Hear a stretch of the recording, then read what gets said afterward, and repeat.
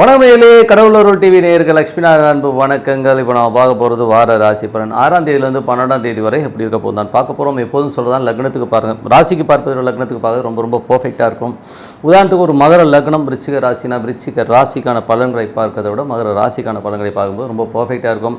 அதே நேரத்தில் வந்து ஃபஸ்ட்டு வந்து நமக்கு பொது பலன்கள் வரும், அதுக்கப்புறம் தசாபுத்திகளுடைய பலன்களை நம்ம சொல்லுவோம். ஸோ அதை வந்து உங்களுடைய தசாபுத்தி என்னென்ன நடக்குதோ அதை நோட் பண்ணி வச்சுட்டு அதை மிங்கிள் பண்ணி பார்க்கும்போது ரொம்ப பர்ஃபெக்டாக இருக்குன்றது தான் உண்மையான விஷயம். ஸோ இந்த வீடியோட எண்டில் டிப் ஆஃப் த வீக் இருக்குது, மறக்காமல் பாருங்கள். கன்னிராசிக்கு வந்து பார்த்தீங்கன்னா உங்களது ராசி அதிபதி புதன் 7ல் வந்து நீச்சமாக இருக்கும். கணவன் மனைவிக்கு உள்ள சின்ன மன உளைச்சல் அவமானங்கள் ஒரு சின்ன ஸ்ட்ரெஸ் வருவதற்கான வாய்ப்பில் ரொம்ப கவனமாக இருக்க வேண்டிய ஒரு காலகட்டங்கள். அது வந்து புதன் வந்து தன்னுடைய சுயசாரத்தில் போகும்போது கண்டிப்பாக இந்த மாதிரி விஷயங்களை கண்டிப்பாக பண்ணிவிடும். 2ஆம் அதிபதி சுக்கிரன். ஸோ 2 மற்றும் 9ஆம் அதிபதியான சுக்கிரன் வந்து பார்த்திங்கன்னா உங்களுக்கு வந்து 8ல் இருக்கும்போது சின்ன பயங்கர மன உளைச்சல் வருங்க. குடும்பத்தில் வந்து தேவையில்லாத ஒரு வாக்குவாதங்கள்லாம் வருவதற்கான வாய்ப்புகள் ரொம்ப கவனமாக இருக்க வேண்டிய ஒரு காலகட்டங்கள். அது மட்டும் இல்லாமல் வெளிநாடு இருக்கிறவங்களுக்கும் வந்து சின்ன மன உளைச்சல் வருவதற்கான வாய்ப்பு ரொம்ப கவனமாக இருக்க வேண்டிய காலகட்டங்கள். இப்போதைக்கு வந்து அந்த 8 நடக்கும்போது ஒரு பெரிய எதிர்பார்ப்புகள் இல்லாமல் இருக்கிற வேலையை அப்படியே பண்ணிட்டு போனோம்னா எந்த வித ப்ராப்ளமும் வராது. அதுக்கப்புறம் வந்து உங்கள் கன்னிராசிக்கு வந்து பார்த்திங்கன்னா 3 மற்றும் 8ஆம் அதிபதியான செவ்வாய் 3, 8ஆம் அதிபதியான செவ்வாய் வந்து உங்களுக்கு 7ல் இருக்கும்போது கொஞ்சம் தேவையில்லாத டென்ஷன் ஸ்ட்ரெஸ் வருவதற்கான வாய்ப்பு, கணவன் மனைவிக்கு நடுவில் தேவையில்லாத சந்தேகங்கள் அதனால் ஒரு பிரச்சனைகள் வருவதற்கான வாய்ப்புலாம் ரொம்ப கவனமாக இருக்க வேண்டிய காலகட்டங்கள். 4ஆம் அதிபதியான குரு 4, 7ஆம் அதிபதியான குரு வந்து பார்த்திங்கன்னா உங்களுக்கு வந்து இப்போது வந்து 9ல் இருக்கும்போது நிறைய பிரயாணங்கள் மேற்கொள்வதற்கான வாய்ப்புலாம் ரொம்ப நல்லா இருக்குது. ஸோ 4, 9 தாய் தந்தையார் சம்மந்தமான விஷயங்கள் ரொம்ப சிறப்பாக இருக்கும். கொஞ்சம் வந்து மன உளைச்சல்கள் வரும். ஏன்னா குரு வந்து சூரியனோட சாரத்தில் போகும்போது தாய் தந்தையெல்லாம் சில பேருக்கு வந்து டே டு டே ஆக்டிவிட்டீஸில் மன உளைச்சல் மன வருத்தங்கள் வருவதற்கான வாய்ப்புகளும் கொஞ்சம் கவனமாக இருக்கணும். மற்றபடி வந்து பார்த்திங்கன்னா உங்களுக்கு வந்து ஏன்னா அந்த குருங்கிற பிளானட் வந்து அந்த 4, 9ஆம் அதிபதியாக வந்து அது அந்த 8ஆம் அதிபதி சாரத்தில் போகும்போது 8ல் உள்ள சூரியனுடைய சாரத்தில் போகும்போது தான் இந்த பிரச்சனைகள். அதனால் அலைச்சல்கள் பின்னாடி பேசுகிறதெல்லாம் நினச்சி வருத்தப்படுவீங்க. ஸோ அதனால் அதுக்கு கவனமாக இருங்க. 5ஆம் அதிபதியான குரு 6ல் இருக்கும்போது வேலையில் நிறைய வேலை பலுக்கள் அதிகமாக இருக்கும், கொஞ்சம் அலைச்சல்கள் வருவதற்கான வாய்ப்பெல்லாம் நிறைய இருக்குது. 6ல் உள்ள வந்து உங்களுக்கு வந்து சனி வந்து பார்த்திங்கன்னா குருவுடைய சாரத்தில் போகும்போது அது வந்து உங்களுக்கு வந்து இப்போ 9ல் உள்ள குரு வந்து பார்த்திங்கன்னா சூரியனுடைய சாரத்தில் 8ல் கொஞ்சம் கவனமாக இருக்கணுங்க. ஸோ என்ன மாதிரி விஷயங்களை பண்ணும்போது வேலையில் வந்து ஒரு சின்ன ஸ்ட்ரெஸ்கள் வருவதும் கொஞ்சம் வந்து மன உளைச்சல் வருவதற்கான வாய்ப்புகள் நிறைய பேருக்கு இருக்கும். அதனால் கொஞ்சம் கவனமாக இருங்க. அது வந்து பாதகாதிபதியாக வரனால வந்து ஒரு சின்னதாக ஒரு சஞ்சலங்களோ ஒரு டென்ஷனோ கண்டிப்பாக உருவாகும். கொஞ்சம் பார்த்து நடந்துக்கணும். அதுக்கப்புறம் பார்க்கும்போது உங்களுடைய 7ஆம் அதிபதி குரு வந்து பார்த்திங்கன்னா உங்களுக்கு வந்து 9ல் இருந்தாலும் தந்தை சார்ந்த உறவுகளால் ஒரு சின்ன மன உளைச்சல் கண்டிப்பாக ஏற்படுத்தும். ஸோ அதனால் வந்து கொஞ்சம் கவனமாக இருக்கணும். 8ஆம் அதிபதியான செவ்வாய் 8ஆம் அதிபதி செவ்வாய் வந்து 7ல் இருக்கும்போது தேவையில்லாத ஒரு மன உளைச்சலோ சந்தேகங்களோ ஏற்படுவதற்கான கொஞ்சம் கவனமாக இருக்கணும். 10ஆம் அதிபதி. ஸோ 10ஆம் அதிபதியான புதன் வந்து உங்களுக்கு 7ல் நீச்சமாக இருக்கும்போது மாமியார் சார்ந்த உறவுகளோ தொழில் சார்ந்த விஷயம் சின்ன அவமானங்கள் வருவதற்கான வாய்ப்புகளும் ரொம்ப கவனமாக இருக்க வேண்டிய ஒரு காலகட்டங்க.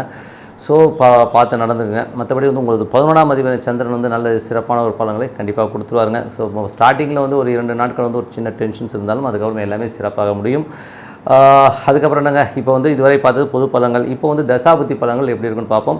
ஸோ தசாபுத்தி பலன்கள் வந்து கன்னி லக்னமாக இருந்து சூரிய தசாபுத்தி அந்த நடக்கணுங்க எப்படி இருக்குன்னு பார்ப்போம்.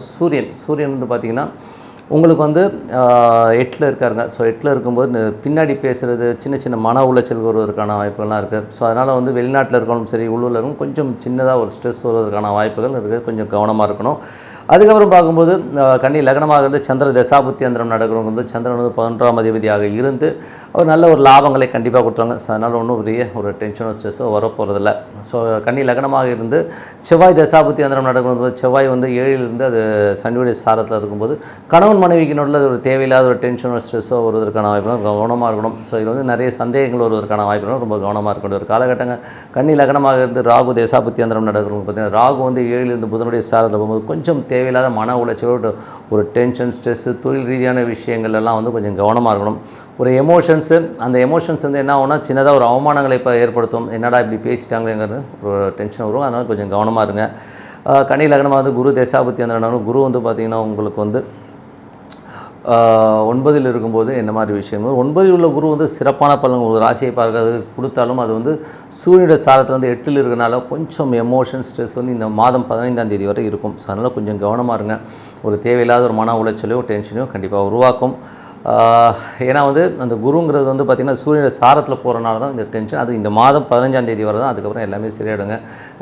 கன்னி லக்னமாக இருந்து சனி தசாபுத்தி அந்தரம் நடக்கிறவங்களுக்கு எப்படி இருக்கும்போது சனி வந்து பார்த்திங்கன்னா உங்களுக்கு வந்து சனீஸ்வர பகவான் உங்களுக்கு வந்து 6ல் இருக்கார். ஸோ 6லேருந்து குருடைய சாரத்தில் இருக்கும்போது வேலை சம்மந்தமான விஷயங்களில் கொஞ்சம் அலைச்சல்கள் இருக்கிறதுக்கான வாய்ப்புகள் நிறைய இருக்குது.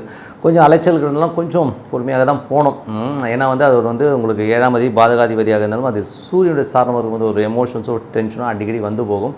இதெல்லாம் வந்து 15ஆம் தேதி வரும், அதுக்கப்புறம் எல்லாமே சரியாயிடுங்க. ஸோ அதுக்கப்புறம் வந்து கடக லக்னமாக இருந்து புதன் தசாபுத்தி அந்தரம் நடக்கும்போது புதன் 7ல் இருந்து அது நீச்ச தாரையில் போகும்போது கணவன் மனைவி உறவு வந்து சின்ன சின்ன அவமானங்களும் கொஞ்சம் வந்து நம்மளை மதிக்கலையோ எண்ணங்களும், ஸோ வெளியில் யாரோ சொல்கிறாங்கன்றதுனால அதனால் வந்து அவங்க கேட்டுட்டு செய்கிறாங்களோங்கிற மாதிரி எண்ணங்களும் நிறைய பேருக்கு வரும். ஸோ அதனால் மன உளைச்சல்லாம் ஆகாதீங்க. இதெல்லாம் வந்து ஒரு மாதகிரகங்கள் எல்லாம் வேகமாக போயிடும். ஸோ அதனால் அதை பற்றி கவலை பண்ணணும்னு அவசியம் கிடையாது. கன்னி லக்னமாக கேது தசாபத்தி அந்த நடுவில் கேது வந்து பார்த்திங்கன்னா உங்களுக்கு ராசியில் இருந்து சந்திரோடைய சாரத்தில் போகும்போது வேலை விஷயங்களில் கொஞ்சம் கவனமாக இருக்கணுங்க. மற்றபடி எல்லாமே சிறப்பாக இருக்குங்க. அதுக்கப்புறம் பார்க்கும்போது கன்னி லக்னமாக வந்து சுக்கிர தசாபத்தி அந்த சுக்கிரன் வந்து பார்த்திங்கன்னா உங்களுக்கு வந்து 8ல் இருக்கும்போது ரொம்ப கவனமாக இருக்கணும். கணவன் மனைவிகள் வந்து சின்ன சின்ன இப்போ ஒரு பிரச்சனைகள் டென்ஷன்ஸ் வர்றதுக்கான வாய்ப்பு இருக்கும். குடும்பத்தில் வந்து கொஞ்சம் கவனமாக இருக்கணும். கொடுக்கல் வாங்கல் பணம் சம்மந்தமான விஷயம் கொஞ்சம் கவனமாக இருக்குது, ரொம்ப ரொம்ப நல்லதுங்க. ஸோ மற்றபடி என்னங்க எல்லாமே சிறப்பாக இருக்கணும். மனதார இறைவனை பிரார்த்தனை பண்ணுங்கள், கண்டிப்பாக அடுத்த லெவல் போகிறதுக்கான ரொம்ப சிறப்பாக இருக்கும். Tip of the week. So tip of the வீக்கில் நம்ம பார்க்க போகிறது என்னென்னா குரு. ஸோ இப்போ ஒரு குரு பயிற்சி நடந்திருக்கு. நிறைய பேர் வந்து குரு பயிற்சியில் வந்து யாருக்கு யோகம் அப்படிங்கிற ஒரு இதில் வந்து நிறைய ஒரு டிபேட்லாம் நிறைய நடந்துகிட்ருக்கு. இப்போ யூடியூப் இருக்கிறனால நிறைய பேர் ஃபோன்ஸ்லேயே வந்து பார்த்துட்டு தான் இருக்கிறோம். ஸோ இப்போ வந்து யாருக்கெல்லாம் யோகம் தரும் அப்படின்போது யாருக்கெல்லாம் ரிஷப ராசியில் சனி இருக்கிறார். ஸோ சனி வந்து இப்போ குரு வந்து மீட் ஆகிற அந்த காலகட்டங்கள் வந்து தொழில் ரீதியான விஷயங்களும் சரி, பொருளாதார ரீதியிலும் சரி, அடுத்த கட்டத்திற்கு போகிறதுக்கான வாய்ப்பெல்லாம் ரொம்ப சிறப்பாக இருக்குது. அது ஒரு பெரிய ப்ளஸ்ஸு. அதுக்கப்புறம் கன்னி ராசி. ஸோ குருவின் பார்வை 5ஆம் பார்வையாக கன்னியில் விழும். ஸோ அங்கேயும் சனி யாருக்கெல்லாம் இருக்கோ அவங்களுக்கும் வந்து ஒரு பெரிய வளர்ச்சியை கொடுத்துரும். இதில் என்னென்னா ரிஷபத்தில் சனி இருக்குது 100 மார்க்குனா, கன்னியில் இருந்ததுன்னா அது ஒரு 70 மார்க். ஓகேங்களா, அது கொஞ்சம் கம்மியாக இருக்கும். ஏன்னா பார்வைக்கு வந்து கொஞ்சம் மார்க் கம்மி தான். ஸோ அது வந்து நல்ல ஒரு வளர்ச்சியை கண்டிப்பாக நீங்கள் எந்த ராசியாக இருந்தாலும் கன்னியில் வந்து சனி இருக்கணும். ரிஷபத்தில் சனி இருந்தால் நல்ல வளர்ச்சியை கண்டிப்பாக கொடுத்துரும். அதுக்கப்புறம் உங்களுக்கு வந்து அது 7ஆம் பார்வையாக குரு வந்து பார்க்குறது பார்த்திங்கன்னா விருச்சிகத்தை பார்க்குறாரு. அங்கேயும் சனி இருக்குன்னு வைங்களேன். சனி குருவுடைய அந்த காம்பினேஷன்ஸ் உங்களுக்கு வந்து தொழில் ரீதியான விஷயம் நல்ல ஏற்றங்களையும் பொருளாதாரத்தையும் நல்ல ஒரு மாற்றங்களையும் கொடுப்பதற்கான வாய்ப்புலாம் ரொம்ப நல்லா இருக்குது. ஸோ அதுக்கப்புறம் 9ஆம் பார்வையாக மகரம். ஸோ மகரத்தில் உள்ள சனியை வந்து இந்த குரு பார்க்குறாருன்னு வைங்களேன். மகரத்தில் இப்போ உங்களுக்கு சனி இருக்குது ஜனனகால ஜாதகத்தில்னா உங்களுக்கு வந்து அந்த குருவின் பார்வை சிறப்பான ஏற்றங்கள், தொழில் நல்ல ஒரு அடுத்த கட்டத்திற்கு போகிறதுக்கான வாய்ப்புகள், நிறைய மாற்றங்களை கொடுத்து பெரிய ஒரு லெவலில் கொண்டு போவாங்க. ஸோ இது வந்து உங்களோட ஜனகால ஜாதகத்தில் கண்டிப்பாக இருக்குன்னா சூப்பராக இருக்கும். ஒரு பொருளாதாரத்துக்கு ஒரு பெரும் பணம் யாருக்கு வரும் அப்படிங்கிறதையும் இப்போ சொல்லிடுறேன். ஸோ இதில் வந்து பார்த்திங்கன்னா ரிஷபத்தில் யாருக்கெல்லாம் சுக்கிரன் உங்களுக்கு ஜனகால ஜாதகத்தில் இருக்கும், ஸோ அவங்களுக்கு இந்த குரு பயிற்சி வந்து பார்த்திங்கன்னா ஒரு பெரும் பணத்தை கண்டிப்பாக கொடுத்துருங்க. இது வந்து எல்லா ராசிக்காரும் யாருக்கு வேணால் இருக்கட்டுங்க. அங்கே ரிஷபத்தில் வந்து சுக்கிரன் இருக்கா, குரு சுக்கிரன் எடுத்துக்கிட்டிங்கன்னா நிறைய பேர் வந்து கான்ட்ரவர்சியில் என்ன சொல்லுவாங்க, இது தேவகுரு அசுரகுருன்ற மாதிரி கான்ட்ரவர்சிஸ்லாம் இருக்குது. ஸோ அப்படி இருந்தாலும் ஒரு பெரும் பணம்னாலே குரு சுக்கிரன் தான். ஸோ ஒரு பெரும் பணம் கிடைப்பதற்கான இதெல்லாம் ரொம்ப நல்லா இருக்குது. இதெல்லாம் யோகங்கள்.